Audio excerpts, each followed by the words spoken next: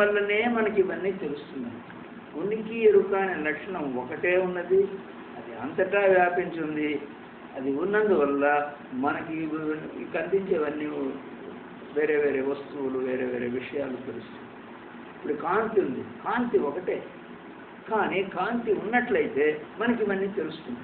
కాంతి లేదు, చీకటి వచ్చేస్తుంది, ఇవేం తెలియడం లేదు. అలాంటిదే ఇది కూడా. ఈ సత్తు చిత్తు అనేది, సత్తు చిత్తు ఉన్నట్లయితే మనకు విషయాలు తెలుస్తాయి.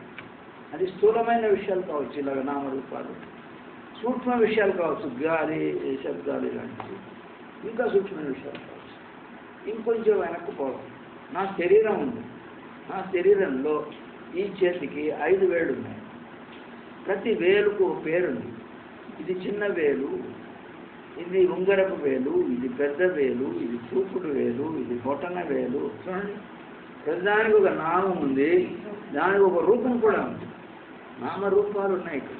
అరచేయి, ఇది మోచేయి, ముంజేయి, పైచేయి, చూడండి ఎన్ని పేర్లు పెడుతున్నాం. అలాగే కాళ్ళు, మోకాలు, ఉంగాలు, వేళ్ళు, ప్రతిదానికి నామము రూపం ఉన్నది. ఇది ఉన్నది, ఉన్నది అనే ఎరుక నాకున్నది. ఇక్కడ కూడా నామరూపాలతో పాటు ఉనికి ఎరుక, ఉనికి ఎరుక ఉంటుంది. మరి విధంగా చెప్పాలంటే ఉనికి ఎరుక అంతా వ్యాపించింది ఇక్కడ. అందువల్లనే నాకు ఇవన్నీ తెలుస్తున్నాయి. ఇంత వైవిధ్యంలో కూడినటువంటి నామరూపాలు. అయిపోయిందా? లోపలికి పోయాను, నా లోపల గుండె ఉన్నది, మూత్రపిండాలు ఉన్నాయి, శ్వాసకోశాలు ఉన్నాయి, ఇంకా ఏమేమో ఉన్నాయి. ఒక్కో దానికి వేరే వేరే నామము, వేరే వేరే రూపము. ప్రతి దాంట్లో ఉనికి ఎరుక కూడా ఉంది. అది ఉన్నది, ఉన్నది అనే ఎరుక నాకున్నది. అక్కడ కూడా నామరూపాలు మారుతూ ఉన్నాయి, కానీ ఉనికి ఎరుక అంతటా వ్యాపించింది. ఇప్పుడు ఒకసారి అన్నీ చూడండి. బాహ్యంగా ఎన్నో స్థూలమైన, సూక్ష్మమైన విషయాలన్నీ మనం గ్రహించాం. అన్నిటిలో సత్తు చిత్తు వ్యాపించింది. నా శరీరంలో ఉండే బాహ్య విషయం, అవయవాలన్నీ చూశాను, సత్తు చిత్తు వ్యాపించింది. కానీ నామరూపాలు మారుతూ ఉన్నాయి. లోపలికి పోయాను, అక్కడ కూడా సత్తు చిత్తు వ్యాపించింది, కానీ నామరూపాలు మారుతున్నాయి. ఇక తర్వాత నా మనస్సును చూస్తాను. మనస్సు అంటే ఆలోచన, ఆలోచన అంటే సూక్ష్మమైన చిత్రాలు. నా స్నేహితుడు కనిపించాడు. ఎలా కనిపించాడు? నా స్నేహితుడు వచ్చాడు ఇక్కడికి, ఆయన నామరూపం వచ్చింది.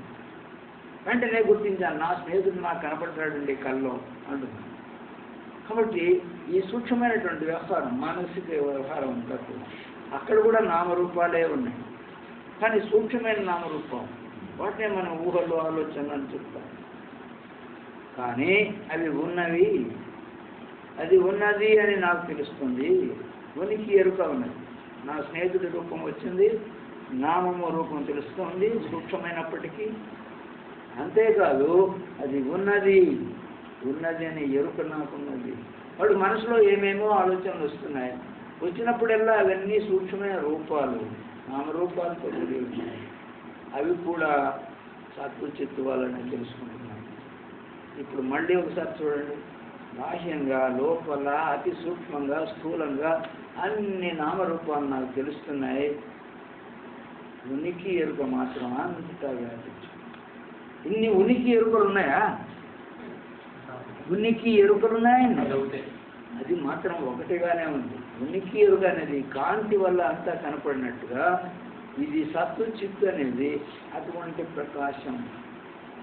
దాన్నే వాడు జ్యోతి స్వరూపం. జ్యోతి అంటే ఇట్లాంటి జ్యోతి కాదు, ఈ సత్తు చిత్తు అనేదే జ్యోతి. ఎందువల్ల జ్యోతి అనే పదం ఉపయోగిస్తున్నా అంటే, దానివల్ల నాకు నామరూపాలు తెలుస్తుంది. నామరూపాత్మకమైన ఈ ప్రపంచం తెలుస్తుంది నాకు. ఏది? సత్తు చిత్తు వల్ల. అది లోపల బయట ఉన్నది. ఇప్పుడు చూడండి, అన్నీ తీసేసాము. శరీరం అంతా చూచాము, వదిలేస్తాం నామరూపాలు. లోపల ఉండే శరీర భాగాలన్నీ చూచాము, వదిలేసాం. మనస్సును కూడా చూచాము, దానిలో ఉండే నామరూపాలు కూడా వదిలేసాం. ఇంకేం మిగిలింది? నేను మిగిలింది. నేను స్వచ్ఛమైన నేను, ఈ శరీరం కాని నేను, మనసు కూడా కాని నేను. నిజరా? ఏదో ఉంది, ఏదో తెలియదు, కానీ నేను నేను అంటూ ఉంది. అది గాఢ సుషుప్తిలో అది మాత్రమే ఉంది. ఈ మిగిలిన వ్యవహారాలు ఏది లేదు. మనసుకు సంబంధించింది, ఈ బాహ్య స్థూల వ్యవహారానికి సంబంధించింది ఏది లేదు. నేను మాత్రమే ఉంది. ఇప్పుడు ఆ నేనుకు నామరూపాలు ఉన్నాయా? నామరూపాలు లేవు. కానీ నేను ఉన్నానని నాకు తెలుసు. నాకు ఎవరి సహాయం అక్కర్లేదు. ఏ సోలార్ లైటు, బ్యాటరీ లైటు అక్కర్లేదు. సూర్యుని కాంతి కూడా అక్కర్లేదు. నేను ఉన్నానని తెలుసుకునేదానికి ఎవ్వరి సహాయం అక్కర్లేదు. నేను ఉన్నా. మీరందరూ చెప్తారనుకోండి, స్వామి మీరు పొరపాటు పడ్డారు, మీరు లేరండి బాబో అంటే నేను ఒప్పుకుంటానా? నేను ఉన్నానని నాకు తెలుసు, మీ సర్టిఫికేట్ నాకు అక్కర్లేదండి. నేనే కాదు, మీలో ప్రతి వాళ్ళు అది చెప్తారు. ఒక చిన్న పాప ఆయన పట్టుకొని చెప్పండి, పాప నువ్వు లేవు, పొరపాటు పడుతున్నావు అని అంటే ఒప్పుకుంటుందా? నాకు తెలుసు నేనున్నాను. ఎలా తెలిసింది? ఇది స్వయం ప్రకాశం. ఏమిటిది? ఇది సత్తు చిత్తు, ఉనికి ఎరుక. దీని స్వభావం ఎవరి స్వభావం? ఇది నేను గారి స్వభావం. ఇప్పుడు చూడండి ఏమైందో. నేను అనేది సత్తు చిత్తు స్వరూపం కలిగి, అది ఉనికి ఎరుక, అది అంతటా ఉన్నది. ఇప్పుడు నేను ఎక్కడున్నాను? నేను అంతటా ఉన్నాను. నేను అంతటా ఉండడం వల్లనే, నా వలననే అన్నీ తెలుస్తున్నాయి నాకు. ఈ నామరూపాలన్నీ ఎలా తెలుస్తున్నాయి నాకు? నా వల్ల తెలుస్తున్నాయి. ఏమి నా పేరు? నా పేరు సత్యచిత్, నా పేరు ఉనికి ఎరుక. నేను స్వయం ప్రకాశం, నాకు వేరే సహాయం అక్కర్లేదు. నా ఉనికి ఎరుక చెప్తున్నాను. ఇప్పుడు ఏమైంది? సత్తుచిత్తు నా పేరు, ఆనందం నా స్వరూపం. సత్తుచిత్తుగా మాత్రమే ఉండగలిగితే నిద్రలో లాగా నేను ఆనంద స్వరూపం. నాకు ఏది అంటదు, నాకు ఏది దుఃఖం లేదు, సుఖం లేదు, ఏది అంటదు. నేను చిన్ననా పెద్దనా అంటే చిన్నలో నేనే ఉన్నాను, పెద్దలో నేనే ఉన్నాను, ఆకాశంలో నేనే ఉన్నాను, సూర్యుడిలో నేనే ఉన్నాను. సూర్యుడు ఉన్నాడని నా ఎరుక నాకున్నది. కాబట్టి ఉనికి ఎరుక అక్కడ కూడా ఉంది, అంత దూరం వ్యాపించింది. మధ్యలో అంతా ఆకాశం, శూన్యం, గగనం. కానీ శూన్యం అనేది ఉన్నదని తెలుస్తున్నాం. ఇదంతా శూన్యం. 15 కోట్ల కిలోమీటర్ల శూన్యం ఉందండి నాకు సూర్యుడికి మధ్యలో.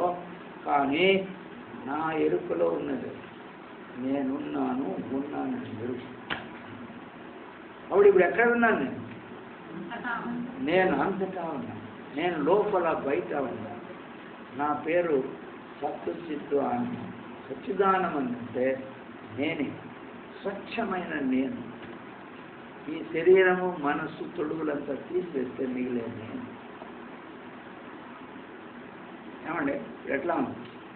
ఇది నాకే అన్వయించదు, మీరు ప్రతి వాళ్ళు ఇలాగ అన్వయించుకోవచ్చు. ఇప్పుడు ప్రతి వాళ్ళు ఇక్కడ ఉండేవాళ్ళు సత్తు చిత్తుతో చేయబడుతున్నారు, అంతా స్వయం ప్రకాశులే.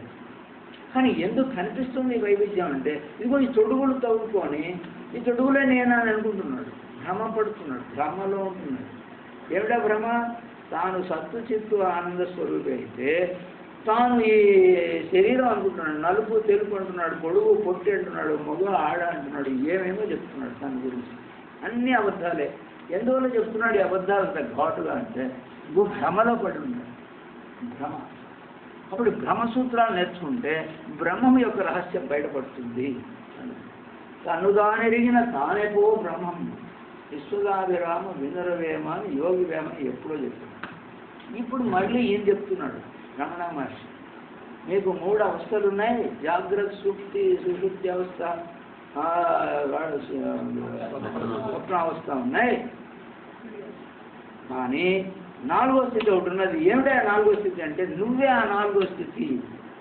నువ్వు 3 అవస్థల్లో ఉన్నావు. నువ్వు ఉన్నావు, జాగ్రత్త ప్రపంచం ఉన్నది. నువ్వు ఉన్నావు, స్వప్న ప్రపంచం వచ్చింది. నువ్వు ఉన్నావు, ఓడ సుషుప్తి వచ్చింది.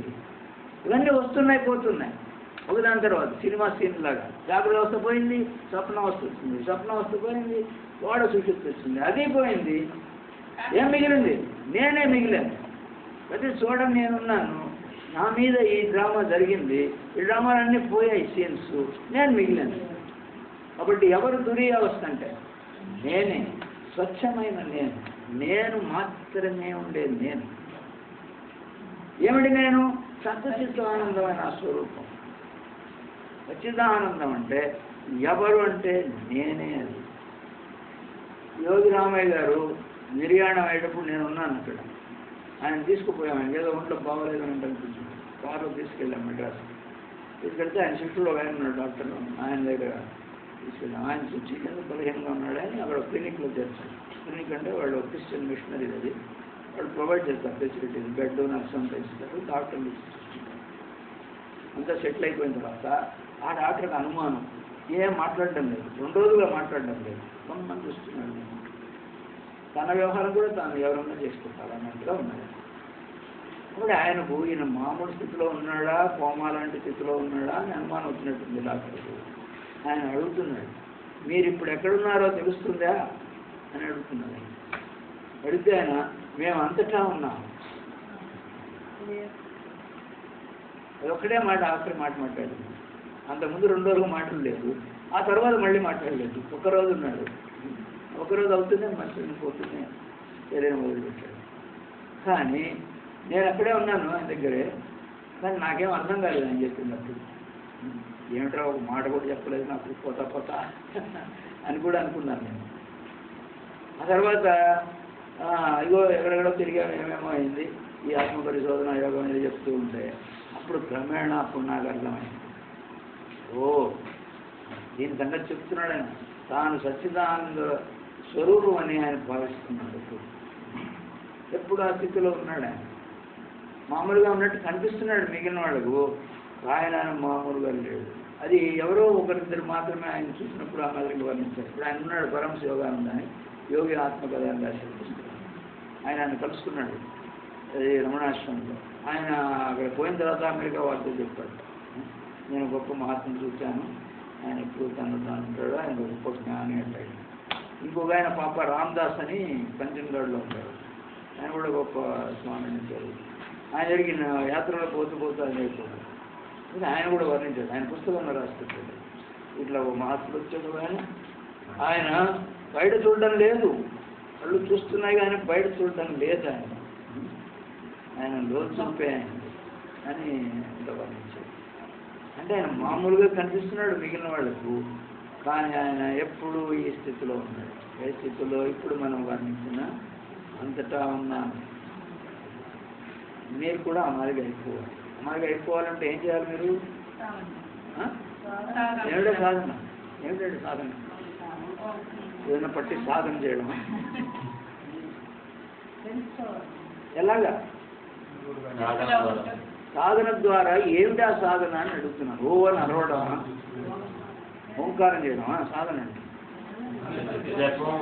నిత్య జపం ఓంకారమా? అదే ప్రజ్ఞాస్థితి.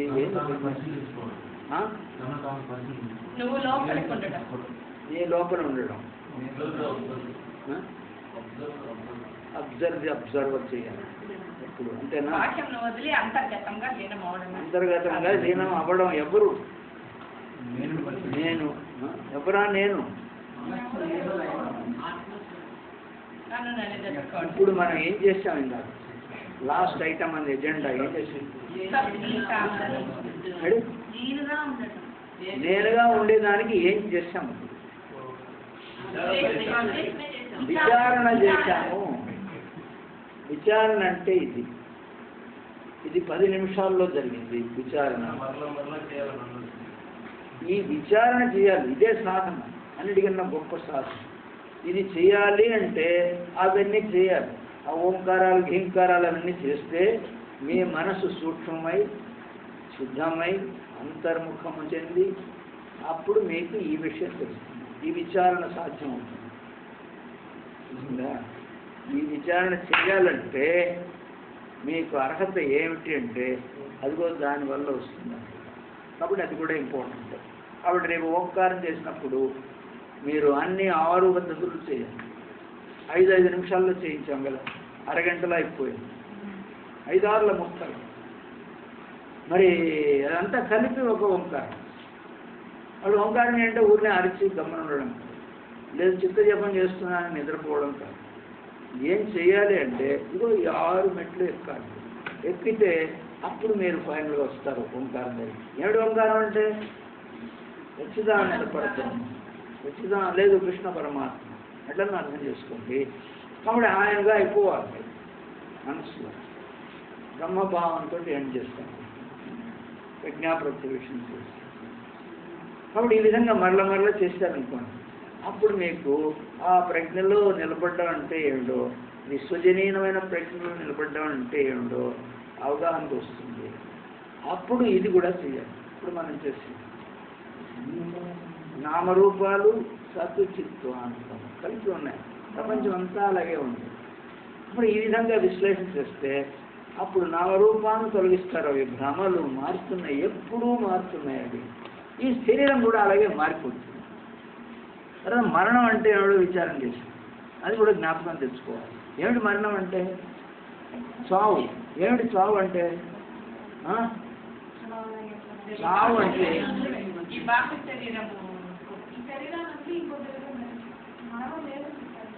మరణం లేదు అంటే ఏం అర్థం?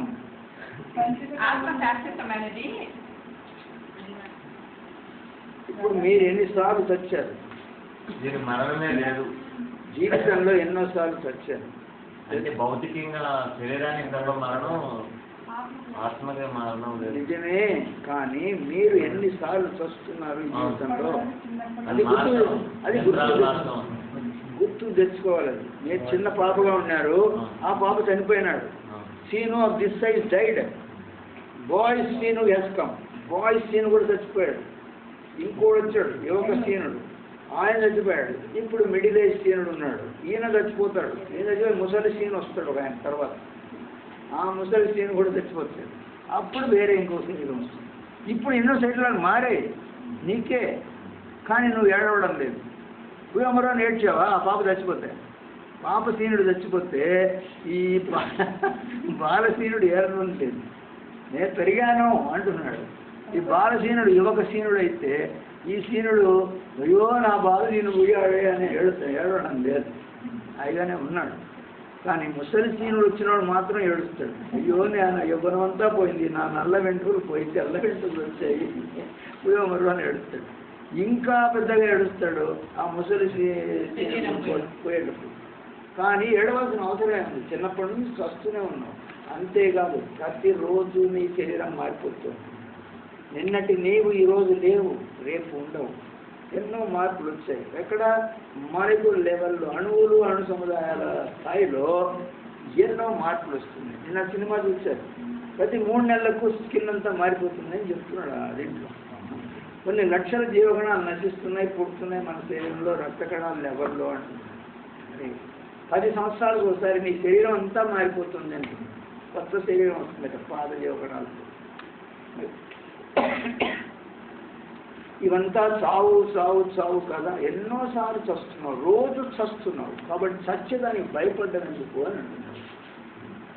కానీ ఏదో ఒకటి చావకుండా ఉండొచ్చు కంటిన్యూస్గా.